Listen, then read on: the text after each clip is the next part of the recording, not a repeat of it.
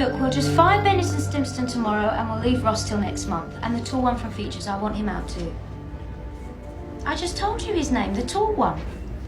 What do you mean they're all tall? We'll fire the tallest. And the explosion on the south side, the chemicals factory, how are we covering that? You've got to promise not to laugh. Promise. It isn't funny for them. I'm sure it isn't. This is a great story and I don't want to lose it. One giggle out of you. Look, will you trust me? I'm not going to laugh. Sarah, have you told him how serious it is? As it happens, Kenny, this is not an amusing situation. Kenny. My nose is practically flat. It's all part of the same thing. Take it seriously. I will, I promise. So why is your finger stuck to your nose? You'll see. Sorry to keep you waiting. Alec and Moira Connell, this is Kenny Phillips and Colin Matthews. Hi. Hello. Sorry about my nose. Hello. I can hardly breathe, you know. As you can see, Colin is also a victim of Mr. Moringo's curious sense of humour. I don't think there's anything funny about this. I may have to stick a straw up my nostril. Alec, could you start by telling Kenny what you told me? Well, first of all, we're not entirely sure it was Mr. Moringo, are we, dear? No, it just seems likely. But in view of what you've told us... So, what's the problem? Divorce the bitch. What? That's the problem. Divorce the bitch. Sorry. Please, I did ask you, don't use that word. What word? Divorce the bitch. Darling. Every time somebody says that word, Alex says, divorce the bitch. Why? I can't help it. I just have to say it. Right, like I can't get my finger off my nose. The thing is, it's starting to affect my work. Really? I'm a marriage guidance counsellor. Yeah, I can see how that might be a bit of a problem. Divorce the bitch. Some information on Mr. Moringo might help you out. Oh, I see. And what would you say if I told you Fraz and I have a plan to catch Moringo in the act? Anyway, Dave, got to go. It's 2 o'clock and I'm only on item 5 of my schedule. That's right, Spike. See you. So, what do you think of the new office? 40th floor. Some elevator, right? I think I've got jet lag. Up here, you don't have to pray. You just lean out the window. Oh, I thought he'd be leaning in by now. Well, sure. I was joking. Right then, Spike. It's been lovely. Wednesday, item 6. Doesn't look like we'll be able to afford Damien Campbell's salary much longer. Suggest we assign him to a war zone. Linda, you and I need to talk. If you could manage to stop thinking about your precious schedule for maybe a whole 8 seconds, you and I need a serious talk. Look, can we squeeze it in before 7? I'm out tonight. No, cancel. Spike, I can't. This guy's an important contact for me. I need to keep on his good side. Oh, really? And what interesting joint activities will that involve? Don't be disgusting. I'm just going to butter him up. Look, this is perfectly straightforward and above board. I'm simply going out for a pleasant social evening with a good friend in order to further my career. So it wouldn't be the slightest bit awkward if I was to come along then? Why would it be? Good. One thing, though. What? Could you bring a date? That's it. I've had it with you. Well, I've had it with you, too. You're becoming pathetic. And you're becoming a work-obsessed, amoral megalomaniac. I'm sorry, Spike. It's too late to try and get back in with me. I'm out of here for good. You've said it before, Thompson. You've been saying it since the Junior Gazette. Yeah, well, fat chance I had back then. You stole my passport, remember? Well, you could have got a new one. It isn't difficult. You stayed because you wanted to. Because I wanted to. I had Zoe waiting for me back in the States. Zoe? You're still on about Zoe? Spike, she was a glammed-up, airhead bimbo. Yeah, and she really liked me. Well, I never stopped you seeing her. Linda, you ran a front-page feature exposing her as the head of an international drug syndicate. She's doing life. I suppose next you'll be saying I'm jealous. I'm just gonna tell you one thing, Linda Day. If I ever got a shot at doing my whole life over again, no way you're gonna be part of it. Oh, I see. And it would be happy ever after with Zoe, would it? It might just be. Well, go for it. What do you mean? Isn't it obvious? This is a dream, dummy.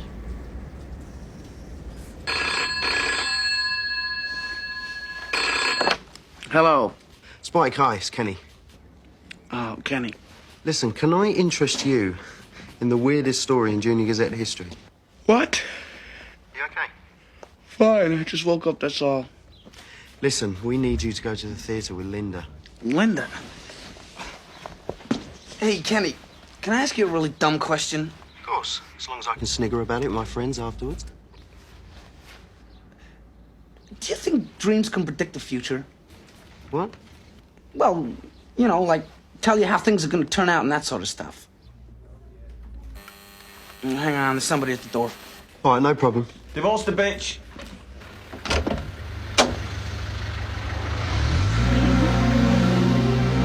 Guess I got a little tired waiting for you to come home. Zoe.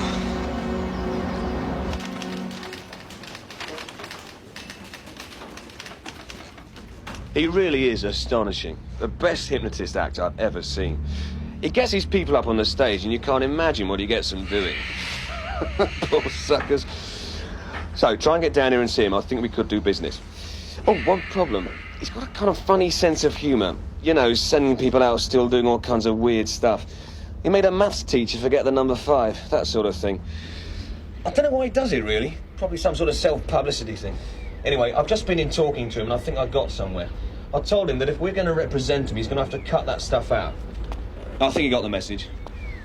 Look, I'll be back in London sometime this afternoon. Let's get together, talk some things over. Can you hear me clearly enough? I can't quite make you out. Think there's something wrong with this phone?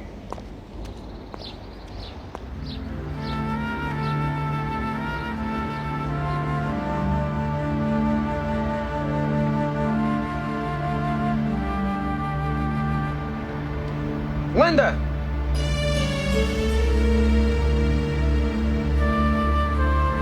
You took your time.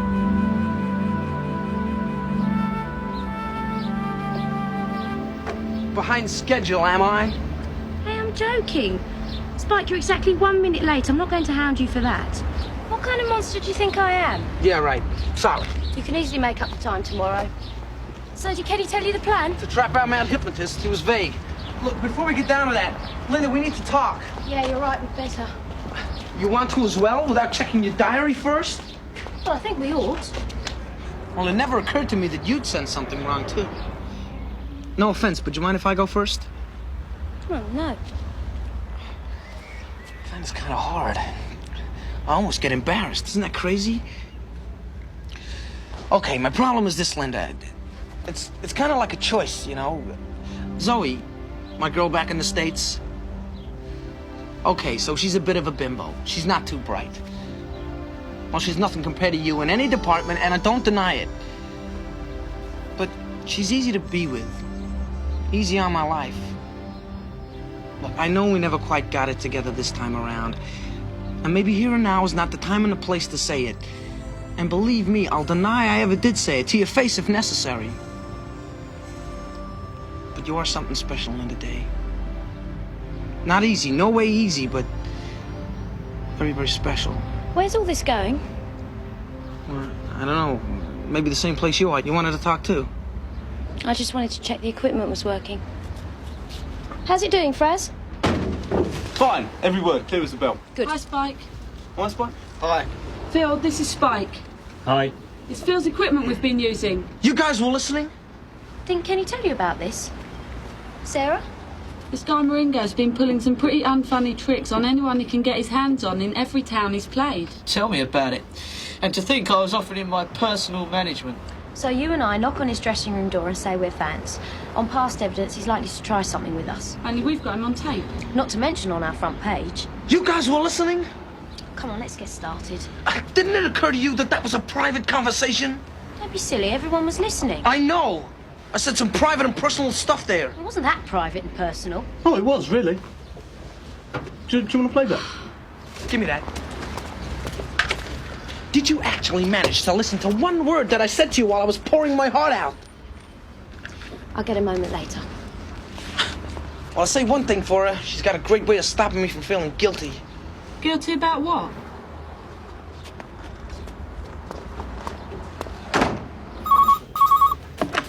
Hello, Junior Gazette? No, she's not here at the moment. Can I take a message? I'm putting you on hold. Kenny? Yeah. It's the American Embassy in London. They want to talk to Linda about a stolen passport.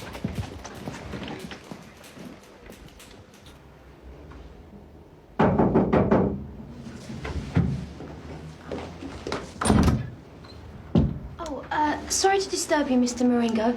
We were wondering if we could have an autograph. Excuse me a moment.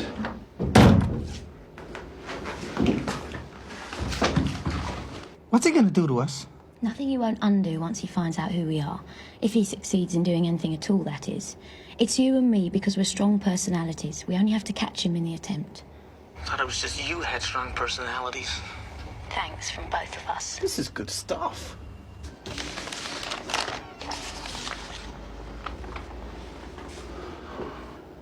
Jackpot.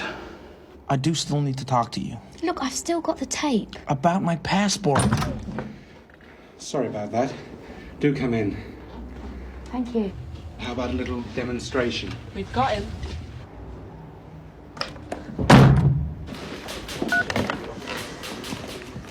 Hello, can I help you? I'm looking for Linda Day. She's not in right now.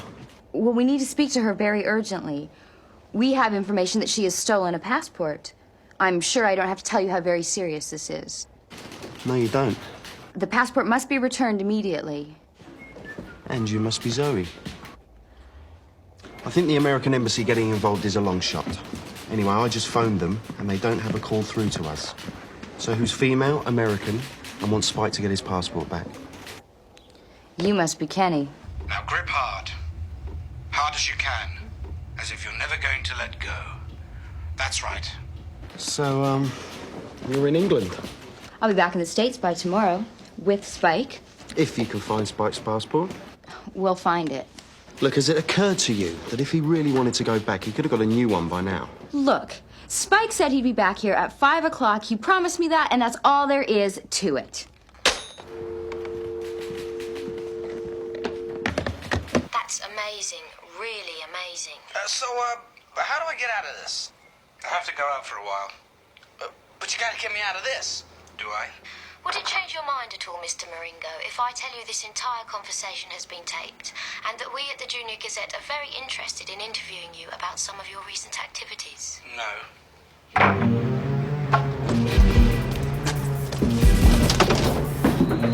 Hey, no, wait! Spike, there's no point! Fast up! He's getting away! Doesn't matter! You can't do this to me! Spike, this better not be you with some lame-brained excuse. It's just like Colin with his nose. You really can't budge those fingers. Yes. Hi, Zoe. Hey, listen, this is gonna be quite hard to explain. Then don't. Spike, if you're not back here in 10 minutes, we're finished. Understand? Finished? Well, I don't believe this. So Zoe's back. You might have told me. You might have let me. Sorry, it looks like you're stuck. It'll wear off. Come on, let's get back to the newsroom. Hey, no way! I gotta get back and see Zoe. I've no particular wish to meet Zoe, thank you. And if I don't get back and explain this, I'm a dead man. Well, look on the bright side. When she sees you hand in hand with me, you're a dead man anyway. Sarah Paul. Where's me hand?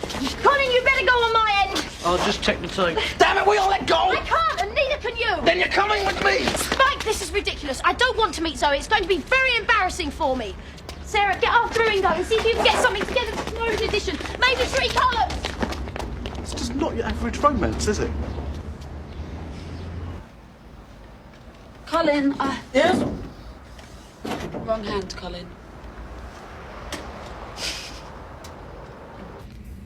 Zoe? Zoe?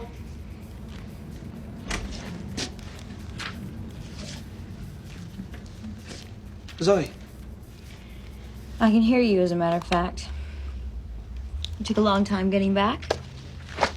Yeah, well, I was towing.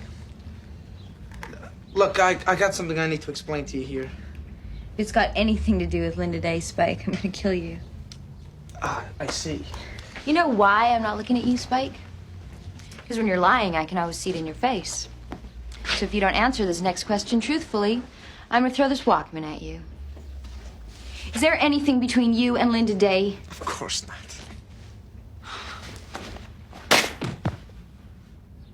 Hey, what was that for? I'm telling you the truth. There is nothing between me and Linda Day. Oh, I'm sorry, Spike. It's just, well, I was talking to that Kenny guy earlier, and I guess he got me a bit worked up.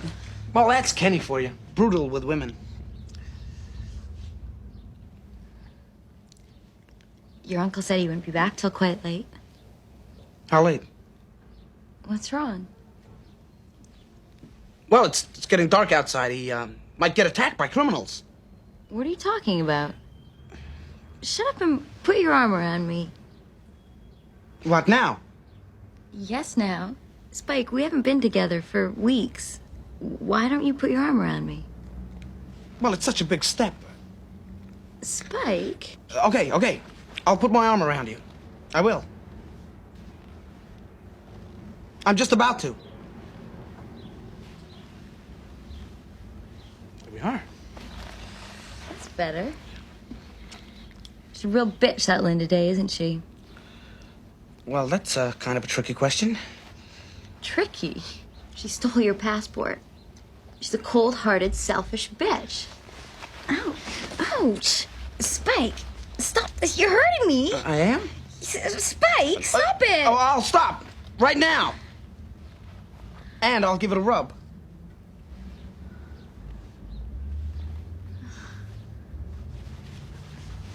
You're in a real crazy mood. I'll just have to kiss you better. Spike! Sorry, just a twitch. You are in control of this hand, aren't you? Oh, yeah, complete control. Spike! Stop getting hysterical. What? You're getting hysterical. I had to slap your face. You are out of your mind. No, I'm not. Spike! What have I done to your arm?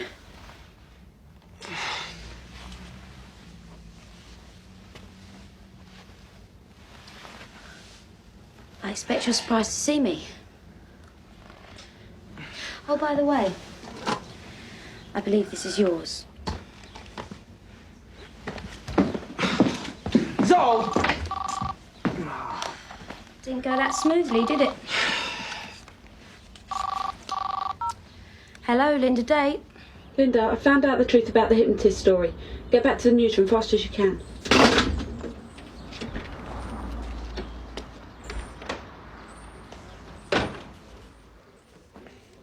Zoe, I'm telling you the truth.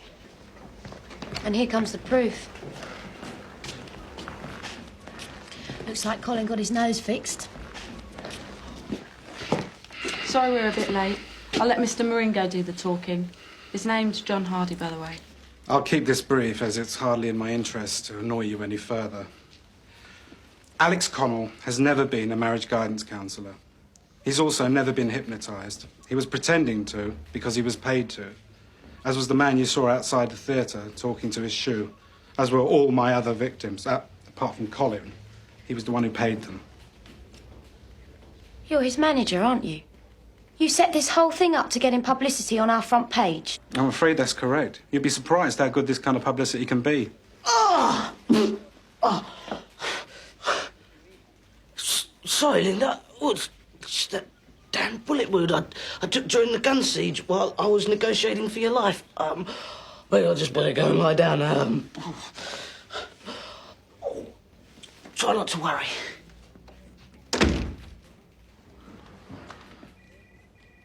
Go on. One thing you must understand is, I never expected to succeed in hypnotising you two. Why? Because I'm a fake.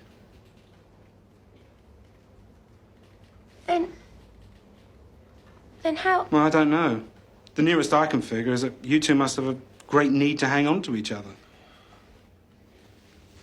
Mr. Maringo, I think we should step outside for a chat. Yes, of course.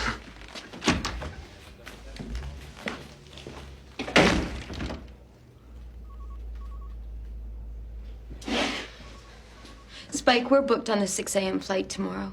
If you love me and not her, you'll be able to let go.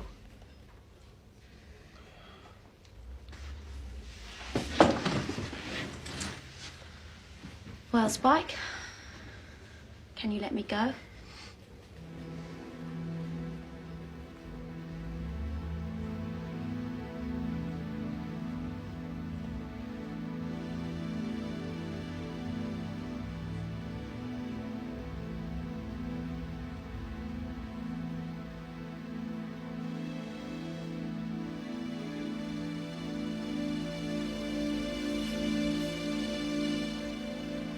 Spike.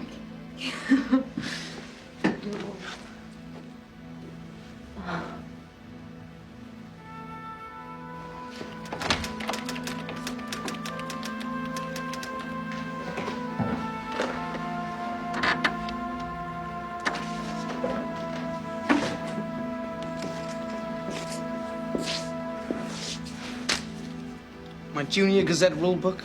There's no such thing.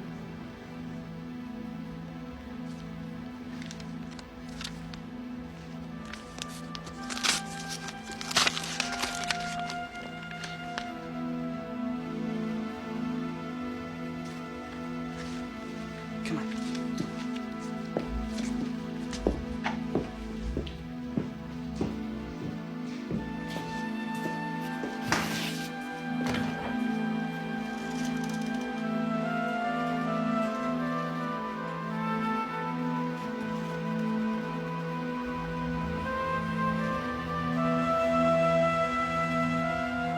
We're now cruising at a height of 35,000 feet with a ground speed of 600 miles an hour. It's good flying weather, and we hope to be touching down in California in about 10 hours' time. That'll be 8 a.m. local time. So settle back in your seats and enjoy the flight. Regrets? No, not really. It's like a story that came to its natural end. Good.